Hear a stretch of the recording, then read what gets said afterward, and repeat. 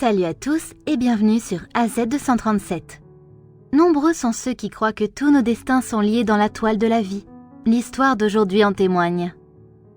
Nous allons nous intéresser à une famille aimante qui avait sauvé la vie d'un animal blessé dans la nature et à la façon dont l'animal rendit à la famille sa gentillesse des années plus tard. Regardons cette histoire. Mais avant de commencer, j'aimerais vous rappeler qu'après avoir regardé cette vidéo, vous pouvez faire un tour sur notre chaîne pour découvrir de nombreuses histoires à la fois incroyables, intéressantes et émouvantes. Et n'oubliez pas de vous abonner à la chaîne et d'activer la cloche de notification si vous êtes nouveau parmi nous. Un homme et sa femme adoraient la nature et ne manquaient jamais une occasion de réunir toute leur famille pour passer du temps à la campagne. Comme les autres fois, le mari, la femme et leur fille avaient trouvé le temps de visiter un village. Ils voulaient déstresser, ne faire qu'un avec la nature et aller à la pêche. Le village qu'ils visitèrent ce jour-là était un endroit que la femme connaissait particulièrement bien, car ses parents y avaient une maison. Cette maison leur avait été léguée par leurs grands-parents et ils y avaient donc beaucoup d'histoires. Cependant, au fil du temps, presque tous les habitants du village avaient décidé de s'installer dans les villes et le village devenait de plus en plus désert. Les parents de la femme avaient donc vendu la maison. Mais les quelques personnes âgées étaient restées au village, et chaque fois que l'on décidait de leur rendre visite, ils offraient toujours une de leurs maisons pour héberger les visiteurs. Leur chaleureuse hospitalité était une source d'émerveillement. La famille s'était mise d'accord plus tôt sur la maison où ils allaient rester, car ils avaient emballé tout ce dont ils avaient besoin et étaient partis pour le village. Ce voyage avait été long et pénible, avec au moins 2 heures de route. Cependant, la nature compensa avec un temps et un environnement magnifique. Le mari conduisait la voiture pendant que sa femme et lui admiraient le paysage. Il conduisait lentement car il se trouvait sur une route de campagne. La route avait été ravagée par la pluie. Leur fils était endormi à ce moment-là et la femme était sur le point de s'assoupir quand le mari arrêta brusquement la voiture. La femme ouvrit les yeux et s'apprêtait à demander à son mari ce qui se passait, lorsqu'elle remarqua qu'il avait détaché sa ceinture de sécurité et était sorti de la voiture. Lorsqu'elle regarda droit devant, elle remarqua qu'un animal blessé était couché sur le bord de la route. Il était tellement couvert de boue que l'on ne savait même pas de quel animal il s'agissait. La femme descendit également de la voiture pour examiner l'animal de plus près. Alors qu'elle s'approcha, elle réalisa que c'était un renard. La route de campagne était mouillée. Le mari aurait donc pu passer devant pour arriver à destination le plus vite possible. Mais qui pourrait avoir le cœur de laisser un animal mourant derrière lui? Les gens peuvent être assez incroyables. Le pauvre animal luttait encore pour sa vie. Ses yeux s'ouvraient et se fermaient lentement. Il respirait régulièrement, mais sa poitrine bougeait si peu. Il était en mauvais état. Le mari et la femme étaient indécis quant à ce qu'ils devaient faire. Ils se tenaient aux côtés du renard blessé, impuissant.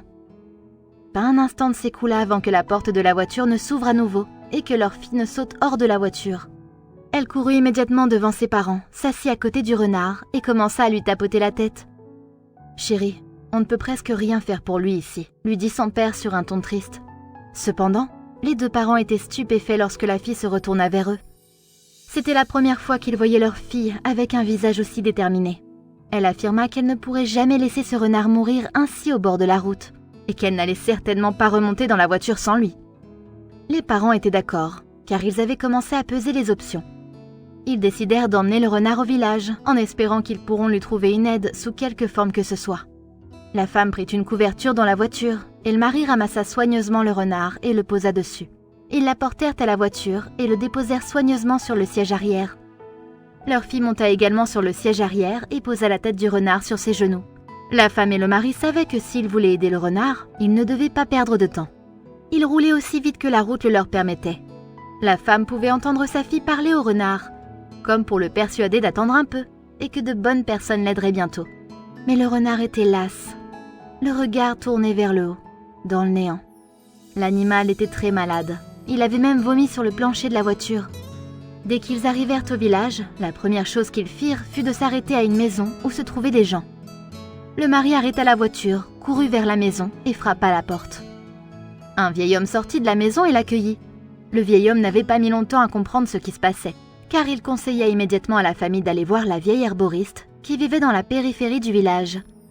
Elle était la seule à pouvoir aider dans une telle situation. Lorsque la famille arriva avec le renard blessé, la vieille dame était assise sur un banc en train de trier des herbes. La femme alla voir la vieille dame et l'éclaira sur toute la situation en lui montrant l'état du pauvre animal qui était dans ses bras. La femme le regarda bien avant de lui dire « Apporte-le-moi ». Elle ramassa son paquet d'herbes en invitant toute la famille dans sa maison. Tout le couloir sentait les herbes médicinales, car elles étaient accrochées partout. Elle nettoyait une petite table près d'une fenêtre ouverte en faisant signe à la famille d'y déposer le renard. Alors qu'il était couché sur la table, la vieille dame commença à l'examiner. Il semblait souffrir d'une patte cassée et de problèmes pulmonaires. Elle annonça également que le renard souffrait probablement d'une commotion cérébrale en raison de sa maladie. Elle sourit et assura à la famille qu'ils avaient bien fait d'amener le renard, juste à temps. « Maintenant allez et apportez-moi de l'eau froide d'une source voisine, et laissez-la sur le pas de la porte. Venez me voir dans quelques jours. » La vieille femme était confiante. Même si la confiance de la vieille dame les surprenait, ils décidèrent de l'écouter. La famille trouva des récipients d'eau à l'entrée de la maison et sortit pour trouver une source où puiser de l'eau. Ils laissèrent les récipients d'eau près de l'entrée et retournèrent au village pour s'installer dans leur maison. Toute la nuit, la famille était agitée. Ils passèrent toute la nuit à se demander si le renard allait bien. 2 jours passèrent, alors ils décidèrent d'aller rendre visite à la vieille dame herboriste pour voir comment allait le renard. En arrivant à la maison, ils frappèrent à la porte fermée, mais ils n'entendirent aucune réponse. Ils frappèrent à nouveau, mais ne reçurent toujours aucune réponse. La famille décida d'entrer car elle avait remarqué que la vieille femme était assise en train de boire du thé. Le renard était couché sur une boîte en bois près du poêle. La femme sourit à la famille et proclama qu'ils arrivaient juste à temps et qu'elle avait quelque chose à dire à la famille. Ils acceptèrent et s'assirent à table, tandis que sa fille se rendait à la boîte près du poêle pour retrouver le renard. Le renard propre se reposait à l'intérieur de la boîte, car sa patte et son estomac étaient bandés. Il était certainement beaucoup plus beau que celui qu'il avait vu sur le bord de la route. Cependant, il était clair pour tout le monde que le renard était encore très faible. Il leva les yeux en voyant la petite fille et commença à agiter de la queue, presque comme s'il la reconnaissait. La vieille femme informa la famille que le renard s'en sortirait, mais qu'il ne pourrait pas vivre dans la nature, car il n'aurait pas la force de chasser pour sa propre nourriture. Elle ajouta aussi que ce n'était pas une coïncidence si le renard avait été trouvé par cette famille particulière, car elle affirma que le renard et leur fille avaient leur destin lié d'une manière ou d'une autre. Alors que le mari était sceptique et confus, la femme comprenait, car elle avait été élevée par ceux qui vivaient dans le village et comprenait ses croyances. Après avoir discuté avec la vieille dame, la famille quitta la maison avec le renard. La vieille dame leur fournit également un paquet d'herbes à administrer au renard afin de l'aider à se rétablir. Lorsque la famille essaya de payer la vieille dame en retour, elle refusa d'accepter de l'argent. Elle leur dit simplement que la seule chose dont elle avait besoin était de l'eau de source, comme la dernière fois. Elle demanda également à la famille de lui rendre visite à chaque retour à la campagne pour lui faire savoir comment allait le renard. La famille rentra finalement chez elle, et on leur révéla que le renard était un vieux mâle. Il supporta bien le voyage de retour à la ville, car la famille avait commencé à s'occuper de lui. La fille revenait toujours à la maison après la maternelle pour jouer avec lui. Elle surnomma le renard Ray. Bien que le renard avait eu tendance à être agressif par moments, la fille jouait toujours avec lui, sous la surveillance de ses parents bien sûr. Le temps passa, et la famille décida de faire un autre voyage au village, cette fois-ci avec Ray. La première chose qu'ils firent après leur arrivée au village était d'emmener Ray voir la vieille femme. Ray reconnut immédiatement son sauveur et se rendit joyeusement auprès d'elle. Ensuite, la famille retourna à la maison du village. Alors que les parents commençaient à déballer leurs affaires, la femme surveillait du coin de l'œil comment la fille et le renard jouaient dans l'herbe. Les choses prirent une tournure différente lorsque le renard sauta soudainement sur la fille et la fit tomber par terre. La femme courut dehors, criant à Ray de lâcher leur fille.